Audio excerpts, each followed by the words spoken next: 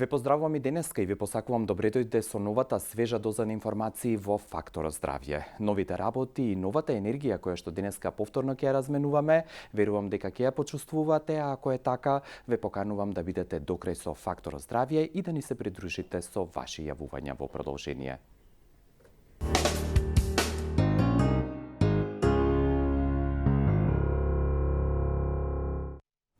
Со оглед на актуелната состојба во светот, а и кај нас, денеска во Фактор здравје ќе зборуваме на тема превенција од коронавирусот. Аспектите ќе ги слушнете во продолжение на емисијата, а во оваа прва рубрика Истражувањата докажаа, сакам да ве потсетам на препораките кои што ги дава Светската здравствена организација и релевантните институции од државава во однос на првата самозаштита, би рекол, и превенција за која што сите ние сме одговорни како поединци, така и во целина како општество. Тоа пред се однесува на оддалеченост и комуникацијата со лицата, таа да биде речиси или отприлика 2 метри оддалеченост, да не се ракувате со раце и она што е важно да не се допираат носот, устата и очите, бидејќи на тој начин може, доколку евентуално имате секрет капков на вашите раце, да го пренесете или можеби само да се заразите со коронавирусот. Потсетувам дека пиењето на течности и нормално повеќекратното миење на рацете и тоа како останува како превенција и мерка која што треба задолжително да ја прават како помладата, така и повозрасната популација.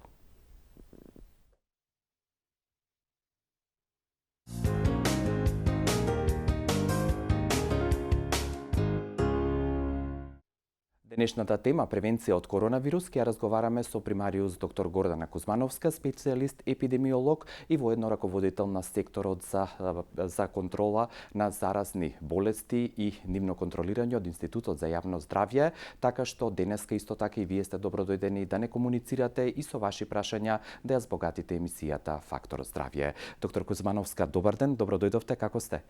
Добре ве најдов, ги поздравувам и вашите гледачи. Со оглед на целокупната ситуација, добро сме. Да. Еве во краток временски период повторно ви гостувам и се надам дека секако ќе има некаква корист за сите гледачи што ја следат емисијата. Сигурно, бидејќи вие доаѓате од институтот кој што е телото задолжено токму за теренско следење на ситуацијата и во склоп на министерството ќе ги предочите сите оние мерки кои што ги препорачуваме и се во согласност со препораките на Светската здравствена организација. Уште еднаш ви благодарам за вашето присуство и доверба денеска што ни ја укажувате да имаме разговор со вас, а вие доколку имате интерес уште еднаш ве поканувам во продолжение да комуницирате со нас во Фактор здравје.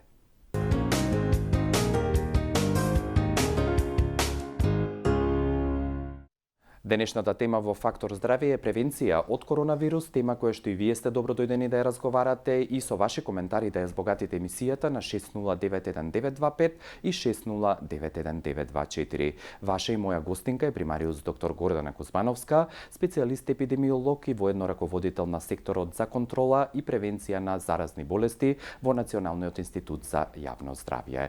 Доктор Кузмановска, ќе го почнем разговорот со она што СЗО го прогласи пред 2 дена, чинам дека беше пандемијата од коронавирус. Што значи овој поим и која е разликата помеѓу епидемија и пандемија? Па видете, на почетокот би сакала да кажам, односно да ги употребам зборовите на генералниот секретар на Светската здравствена организација, кој што ги употреби во моментот кога прогласи дека веќе коронавирусната инфекција во светот се смета за пандемија. Значи тој вака рече, значи пандемија е збор кој што може предизвикува страв од непознато. Меѓутоа во овој момент не треба да кај луѓето предизвикуваме страв или неизвестност, туку е време кога треба да ја смириме јавноста, да станеме сите свесни дека ова што ни се случува, дека тоа што дошло и дека не треба да очекуваме да не бидеме зафатени во услови кога сите зафатени како земја, во услови кога најголемиот број од светската популација е зафатен. Значи, веќе имаме случаи, болеста ни е тука, треба да преземеме мерки, што го правиме во изминатите 2 месеци полека и континуирано, во зависност од степено што досега бил во нашата земја, да продолжиме и понатаму така, бидејќи генералниот секретар рече, не значи дека мерките се разликуваат или треба да се откажеме од нив, потполно затоа што е пандемија и да чекаме што ќе се случи. Мерките и понатаму продолжуваат. Во зависност од состојбата ќе бидат со понизок или со повисок интензитет. Во зависност од развојот на епидемиолошката ситуација, ќе донесуваме, ќе препорачуваме ние епидемиолозите различни мерки. Јавно здравствените власти ќе одлучуваат што тоа е паметно да се направи што ќе оставиме за понатаму. Значи во овој момент кога е прогласена пандемија, а би сакала да објаснам со 2-3 збора што значи пандемија, луѓето често пати само се плашат, а не знаат за што се однесува. Значи епидемиолошкиот процес на појава и тек на една заразна болест може да биде во неколку различни форми. Спорадични форми или спорадична форма на заболување е кога заболувањето се појавува во одреден број случаеви, доколку тоа се случува постојано и во историјата наназад, тоа се така наречени ендемски болести. Меѓутоа, ако бројот на заболени ја помине бројката која по проценка на епидемиолозите се случувала во изминатите години или децении, се прават пресметки во однос на местото, времето и во однос на самата заразна болест, значи тогаш зборуваме за појава, односно манифестација на заразната болест во вид на епидемија, значи епидемиска форма. Епидемија може да биде прогласена на ниво на земја, на ниво на град, на ниво на подрачје или регион. Меѓутоа, кога една болест која што се појавува епидемиска форма има широко меѓународно ширење, значи значење преку границите, нели, од некоја држава? Значи во најголем број од земјите во светот, за што се одговорни меѓународните референтни институции, пред се Светската здравствена организација, тогаш Светската здравствена организација има и моќ и право да одлучи и да прогласи состојба на пандемија. Во изминатите децении, па и стотици години, само неколку пати е направено тоа. Последната пандемија беше пандемија, сите знаеме, на пандемскиот грип, тогаш H1N1 ПДМ, и сега за прв пат е прогласена епидемија на корона вирусно заболување. Да, кажавте дека стравот и топката треба да биде спуштена и смирена, бидејќи ова што се случува од една страна е реалност, но од друга страна зборуваме за превенција, она што ни е во фокусот на Фактор здравје веќе 10 години, како и вие, специјалист епидемиолог, да превенирате, односно да не се случи поголема, би рекол, експлозија или фазата на ширење на оваа конкретно заразна болест COVID-19, бидејќи тоа е нели дијагнозата на болеста предизвикана од коронавирусот. Она што сакам да го кажем е дали овие мерки кои што се преземаат по правило и по исклучителност и во изолација на оние кои што се детектирани и овие 2 седмици за децата од училиштата, градинките и од факултетите се оправдани и колку тоа може да придонесе за неширење на овој вирус, ставање во некоја рамка? Така, значи, кога зборуваме за мерки на превенција, морам да кажам дека во ова состојба, во ова сегашна ситуација, сите сме одговорни. Не е само здравството тоа што треба да го ставиме на тапет, дали преземало вакви или такви мерки, значи и вие лекарите дали како ефект дават или не, значи здравствените служби, секој во својата област, се релевантни да направат проценка дали мерките даваат ефект, значи се ефективни или не. Секој има право да каже вака или така. Меѓутоа, јас би повикала сега во овој момент, бидејќи сметам дека сите ние сме одговорни првен за своето сопствено здравје и здравјето на нашите најблиски, а потоа и за здравјето на блиската околина и на заедницата. Значи мораме сите ние да преземеме одговорност за себе и за околината, да останеме смирени, на ова повикувам многу често, и да работиме со факти, со она што се знае. Она што не се знае да се побара совет од оние кои што знаат.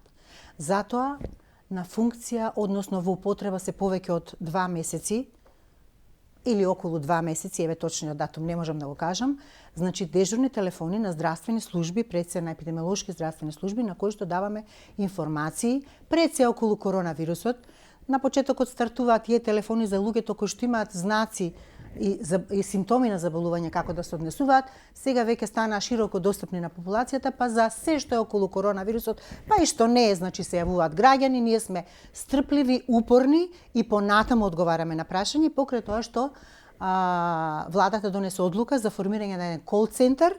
Тој број ќе биде бројот на сегашниот телефон Ало докторе, на кој што понатаму ќе бидат упатени сите прашања на кои што доброволно ќе бидат ангажирани здравствени работници, лекари кои што ќе одговарат на прашања. Што е важно за превенцијата? Важно е луѓето да сватат дека со своето однесување може да ја шират болест. Да се придржуваат на советите, на препораките и на одлуките на јавноздравствените власти и на владата. Општествената одговорност е многу битна. Во однос на индивидуалните мерки кои што се преземаат за заштита на сопственото здравје, може би е илузорно да се повторуваат, меѓутоа пак ќе ги повторам. Да. Значи секој треба да се грижи за своето здравје, да избегнува лица кои што во неговата околина се болни, имаат знаци на респираторно заболување. Да мие раце колку може почесто и колку може подолго. На секој чекор има постери и флаери како треба да се мијат правилно рацете. Понатаму, лицата кои што се болни, да останат дома, кои што покажуваат знаци на респираторни симптоми. Ако не спаѓаат во групата на оние кои што имаат знаен контакт со некој што е потврден случај или не доаѓаат од земји кои што во последните неколку дена ги прогласивме за високоризични и средноризични земји, согласно листата на земји каде што има локална или широка трансмисија на заболувањето, да останат дома, да не го шират понатаму заболувањето и да знаат како треба да се однесуваат во домашни услови. На веб страната на Институтот на јавно здравје, на веб страната на Министерството за здравство, на веб страните на сите центри за јавно здравје постојат голем број упатства, препораки, митови и вистини, најчесто поставувани прашања, каде што можат граѓаните да се информираат. Да, факти кои што сите не допираат. Ете така. И да знаат што треба да направат оние кои што имаат симптоми и оние кои што се здрави, а евентуално доаѓаат од некој од земјите или се здрави, а сепак сакаат да знаат повеќе за коронавирусната инфекција. Значи имаме различни категории, за секој имаме најдено начин како да се информира. Во крајна линија нашите телефони постојано функционираат.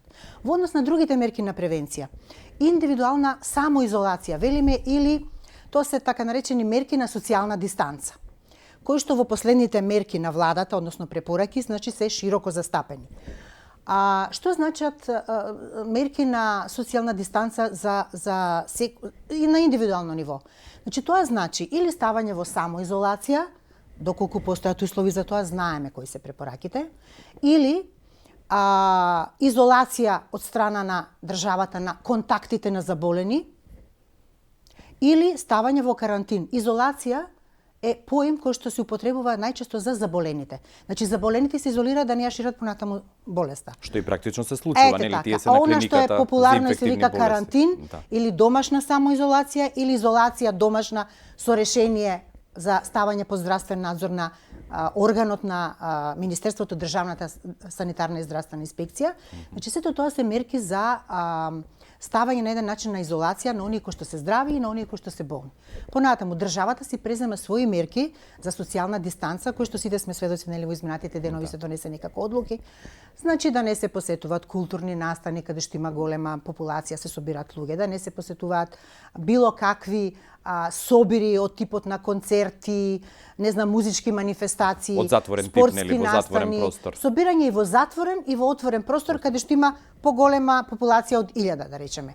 И понатаму, значи сите оние мерки кои што се преземени, да не се оди во училиште, да не се оди во градинка, сите тие мерки верувам сите ги знаат и можат и достапни им се на сите на веб сајтовите и на Министерството и на владата. Сите тие мерки се преземени за, значи, поголема социјална дистанца на целото население со цел да се прекинат ланците на пренесување на инфекцијата и да може во максималниот предвиден рок на инкубација од 14 дена да се доведат до минимум можноста за понатамошно ширење на заболувањето меѓу општата популација. Да. Еве, кога зборуваме за овие факти, само уште во овој прв дел од Фактор здравје, уште начините на пренос или контакт, како вирусот на корона се пренесува. Ете така, и минатиот пат зборувавме на оваа тема, значи начин на пренесување. Но не е на одмет да се Ете така, да се повтори. Да.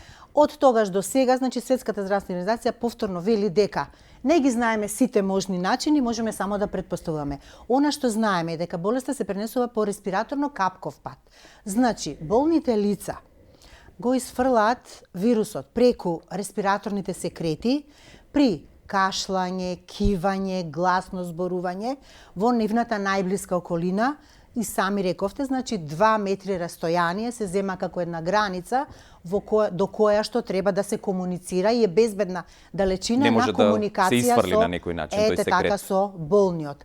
Исто така, директниот и индиректниот начин на пренесување, повторно ќе кажам, спомнавте, значи рацете и она што велиме миење раце постојано.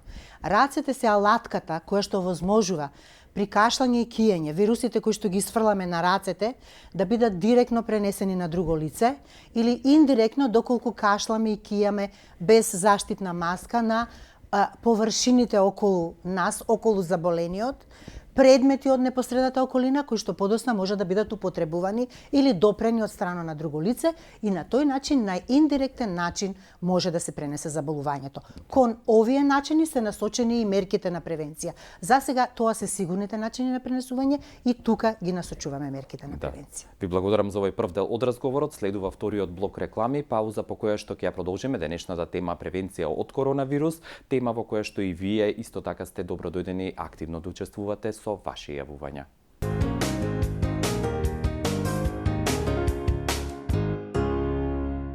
Ви посакувам добре дојде во вториот дел денеска во Фактор здравје со темата превенција од коронавирус, тема која што и вие сте добродојдени да ја комуницирате или да ја дискутирате на 60911924, односно 60911925. Ваша и моја гостинка во студиото е примариус доктор Гордана Кузмановска, специјалист епидемиолог и воедно раководител на секторот за контрола и превенција на заразни болести во Националниот институт за јавно здравје. Доктор Кузмановска, пред моето следно прашање имаме некого на линија да го вклучиме. Добар ден. Добар ден. Добро дојдовте, господјо. И поздрав до гостинката. Благодарам. Поздрав. Прекрасно. И она, и министерот Филипче од срце и од душа објаснува, дава се од себе, само треба свесност кај народот. Едно прашање. Да, поставете го. Читаме, пратиме, слушаме дека во Кина веќе нема коронавирусот, не се смирил. Пример, и тоа што го читаме, примиле некоја терапија. Дали има сознание која таа терапија што примиле, дали постои терапија, да. Позната. Да, благодарам за вашиот интерес и внимание. Доктор Кузмановску, штедно јавување имаме во овој блок. Добар ден. Добар ден. Да, кој е вашето прашање? Видите, немам прашање, меѓутоа сакам да посочам нешто што ми се случи со Бајле. Добро. Значи, во самопосплуга влегувам, ставам намирниците да ги откуца касиерката и таа почна да кива. Добро. Без марамче, без ракавици, си ги избриша рацете една од друга и продолжи со работа. Не може тоа така. Да. Не ги следела препораките на што го зборуваме. Благодарам за споделувањето на вашето искуство. За терапијата ќе зборувавме подоцна, но еве, можно спраша господјата, точно е се намалува бројот на кинеските пациенти во Кина, дури дневните болници се затвораат. Кој е коментарот ваш? Да, точно, во право сте. Бројот во Кина на дневно ниво утринава изнесува 31 нов регистриран случај, додека за разлика на смирувањето на состојбата во Кина, имаме ескалација на состојбата во Европа. Да. Може би сега момент пред да прозбориме за терапијата, да кажам, на почетокот на емисијата го начнавме прашањето за епидемискиот тек на заболувањето. Да. И прогресијата, и воопшто за сите. И само да потврдиме дека и Доналд Трамп, председателот на САД, нели ги забрани од утре веќе летовите од Европа кон Соединетите Американски држави. Да, го прочитав тоа. Да, не коментираме, но чисто како мерка нели е преземена, иако во САД има случаи регистрирани. Јас на друго сакав да се осврнам. Во последните денови и на медиумите и на пишаните и гледаните медиуми, а и наши познати еминентни стручњаци, колеги епидемиолози, професори, веќе покажа една слика која што претпоставам повеќето граѓани ја виделе.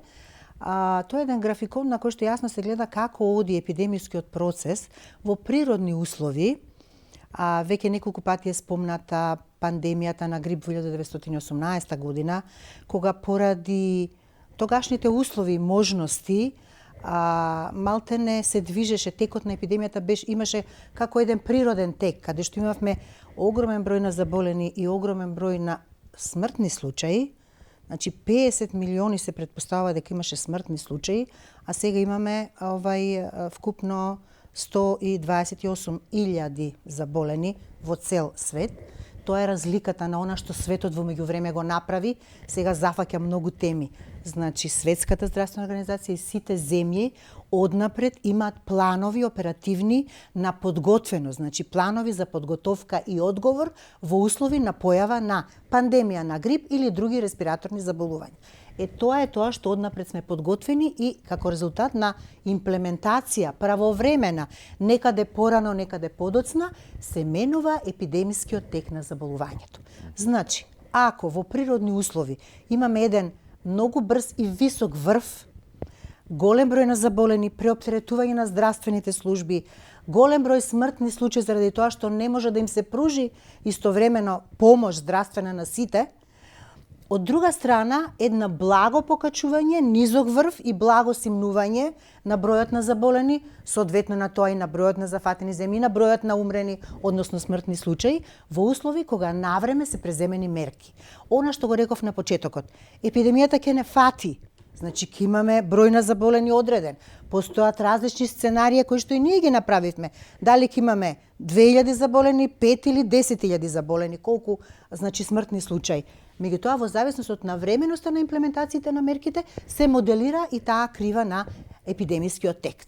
Сега, да го оставиме тоа, да се вратиме значи на ова другото. Да, пред да зборувате само за терапијата, да кажеме дека официјално 9 заболени има од COVID-19, сите се хоспитализирани на клиниката за инфективни болести и фебрилни состојби во Скопје и засега официјално се во стабилна здравствена состојба. Точно така, значи во Што не моментот... значи по автоматизам дека ќе починат, барем тоа уште еднаш да го разјасниме, значи да нема паника.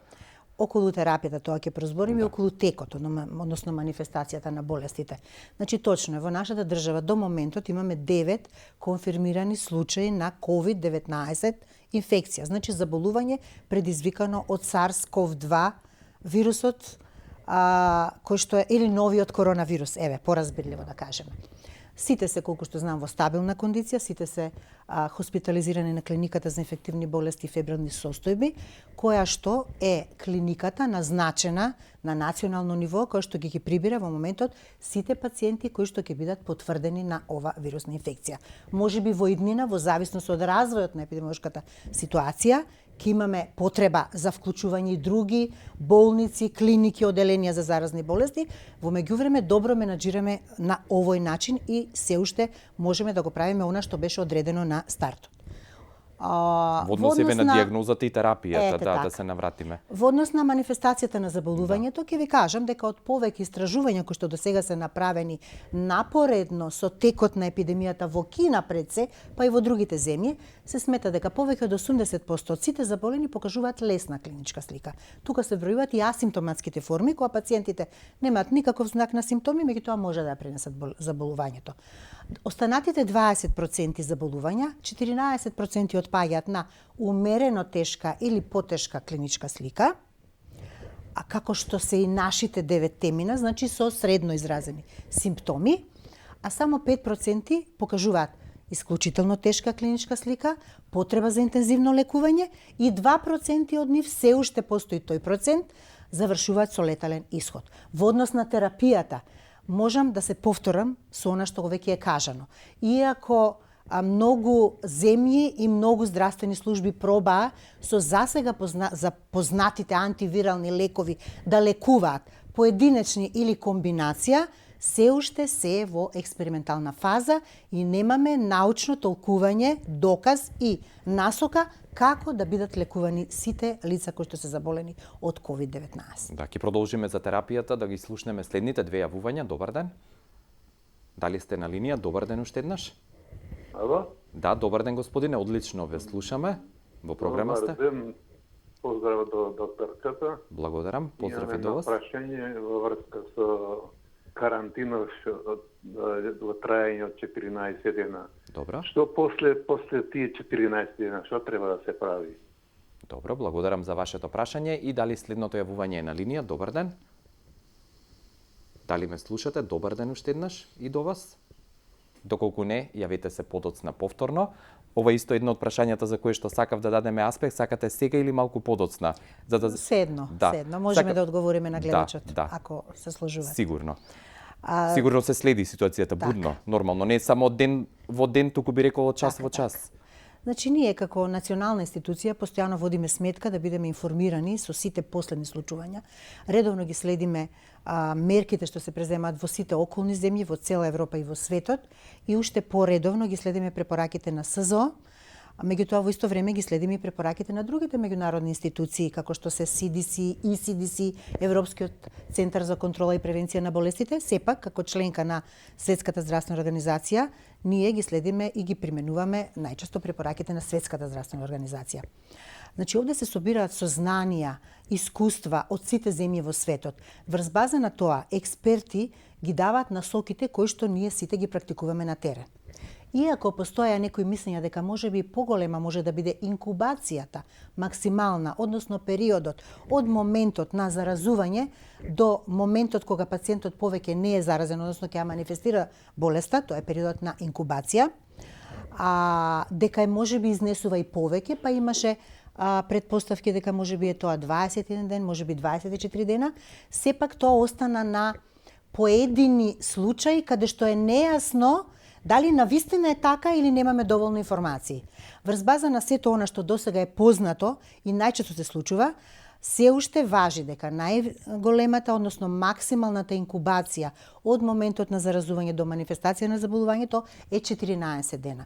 Затоа сите мерки кои што сега ќе преземаме, ги насочуваме и ги применуваме во максималниот рок на инкубација во рок од 14 дена. Сигурно пред истекот на тие 14 дена ќе се дадат и препораки што понатаму да се прави. Во смисла дали ќе работат градинките, училиштата, факултетите и мерките ќе се олабават или опуштат. Кои што се ставени под здравствен надзор со решение на Државниот санитарен и здравствен инспекторат, кое што е задолжително и кое што е под надзор на локалниот, односно надлежниот епидемиолог, односно епидемиолошката служба, и каде што лицата под надзор редовно треба да се јавуваат и да комуницираат со надлежниот епидемиолог, истекувањето на 14 дена после даденото решение, должен е епидемиологот да го објави, да каже дека се слободни и дека повеќе не се под здравствен надзор. Доколку се работи за самоизолација во трајање од 14 дена, за кое што е мерка која што се спроведува кај сите други луѓе кои што влагаат, односно се патници од надвор и на кои што се однесуваат одлуките на владата, тогаш тие се ставаат во самоизолација. Доколку во рок од 14 дена не развијат никакви знаци или симптоми, тогаш излегуваат од така наречениот карантин, јас би рекла домашна изолација, и може да се сметаат дека се здрави. Здрави и не се заразени. Да го слушнеме следното јавување. Добар ден. Добар ден. Кој е вашето прашање? Да. Дали климатските услови влијаат за да се прошири вирусот? Зашто сме информирани на топлина вирусот не обстанува. Синоќа по телевизиите слушам дека во Африка нема заболени. Меѓутоа, ако е тоа точно, во Русија температурите се прилично ниски, а нема ни еден заболен. Да, благодарам за вашето споделување на информации и прашање. И последното јавување, дали сте на линија? Добар ден. Да, господине, поставете го прашањето. Добар ден. Интересираме за ослободување. Наведено е во трутив спјава дека тешки кардиоваскуларни заболувања. Кои се тие? Дали го свативте прашањето? Ослободување од што уште еднаш? Бидете малку поконкретни. Врски за лица со тешки кардиоваскуларни заболувања. Добро, ве сватив. Благодарам за вашиот интерес. Сакате коментар на господјата? Тоа јас го имам прочитано, сигурно и вие како епидемиолог. Да, топлото време ни оди во прилог. Така. Односно му штети на вирусот. Така. Нема се уште официјални и сигурни сознанија дали високите температури ќе го уништат вирусот. Генерално е тој респираторен вирус, припаѓа на групата респираторни вируси, кои што најдобро функционираат и обстануваат во услови на ниски температури и влажно време, кога е зима. Некако постојат некакви очекувања дека можеби со топлите, со покачување на температурите ќе спласне активноста на вирусот. Останува да го видиме тоа. Значи не можеме да дадеме за сега такви прогнози. И покрај тоа што господјата рече дека во Африка нема, за жал, на самиот почеток објаснуваме што е епидемија, што е пандемија, кажавме дека пандемија е проширување на епидемијата на поголем број континенти, зафаќање на целиот свет. Во моментов сите континенти се зафатени од заболувањето. Имаме и во двете Америки, Северна и Јужна Америка, имаме и во Африка, поголем број земји, значи имаме во Европа, имаме во Азија, целиот свет има земји каде што постои број на заболени и во Русија исто така има пријавено заболени, не е дека нема воопшто пријавено заболени. Меѓутоа во однос на ова, како што реков, не можеме да дадеме некакви прогнози, иако и дури и научната јавност и експертите се надеваат дека со покачување на температурите барем ќе се ублажи агресивноста на вирусот. И ширењето негово, така, да. И останува да почекаме и да видиме дали тоа ќе се случува. Техничко прашање во однос на пациентот кој што има тешки кардиоваскуларни испади или болести, сигурно е во таа група нели на ослободување од 2 седмици да не ги извршува работните обврски. Тоа стои во одлуката на владата. Во тек е значи донесување на одлука за кои се тие точни диагнози, шифрирани согласно меѓународната класификација на болести и состојби. И матичните лекари ќе го имаат тој податок и ќе знаат точно на кои тешки состојби може да им дадат потврда дека може да бидат ослободени од работа. Значи само тешки, акутни, влошени состојби на хронично заболување. Да, уште два аспекти или две прашања имам за вас, иако уште многу може да зборуваме за коронавирусот. Првото се однесува на вирулентноста, колку овој коронавирус е вирулентен или стручно или поопширно кажано има способност да се прилагодува на некој начин, да мутира, да ја менува својата клиничка слика или маска со цел нели да живее подолго. Така и за тоа се зборува последните денови многу. Значи епидемискиот потенцијал на вирусот е тоа што дава поголем врв од оној што го спомнував малце претходно, дали врвот ќе биде на милиони заболени или на стотици илјади заболени, или ќе биде нешто пониско. Епидемискиот потенцијал е очигледно висок, поради тоа што вирусот за краток временски период го зафати целиот свет. Од тоа зависи дали ќе имаме пандемија или сепак ќе помине во некоја поблага форма. Се зборува и тоа во последно време, не само меѓу нестручните кругови, туку и во стручните и научните кругови, дека вирусот веќе неколку пати доживеал различни генски промени. Народот сака тоа да го вика мутации. Јас не би го применила баш тој термин, меѓутоа многу често пати нагласуваме дека респираторните вируси, посебно вирусот на инфлуенца, е толку склон за брзи во тек менувања на генетската и антигенската структура, што многу често може тие промени да бидат и во една сезона по неколку, што дава нели своја ефект, односно импакт на лекувањето, на тоа дали вакцината ќе штити или не, на бројот на заболени, на агресивноста на самото заболување. Истото тоа можеме да го кажеме и за останатите вируси, а посебно за коронавирусната инфекција, за новиот коронавирус, кој што пак ќе се навратам на тоа дека е неистражен до крај, многу малку време циркулира меѓу популацијата за да можеме се да знаеме и се да сватиме од овие 2 месеци, така да не можеме со точност да кажеме што и како, иако како што реков се најавуваат неколку промени на вирусната структура, па се смета дека ова е најмалку вториот или третиот по некои научници, да речеме, видоизменет облик, кој што можеби сега е малку поблаг во однос на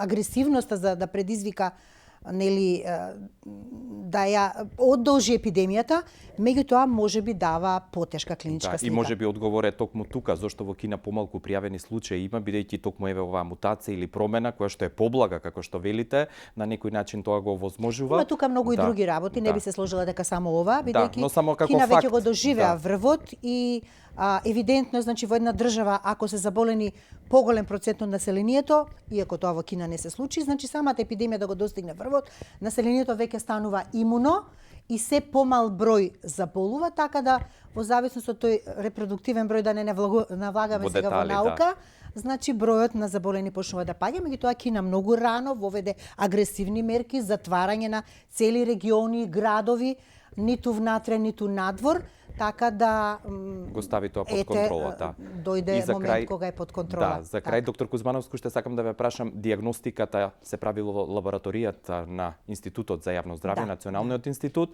и терапевски како се модулираат, сигурно на имунолошкиот систем се работи на овие пациенти да се подигне.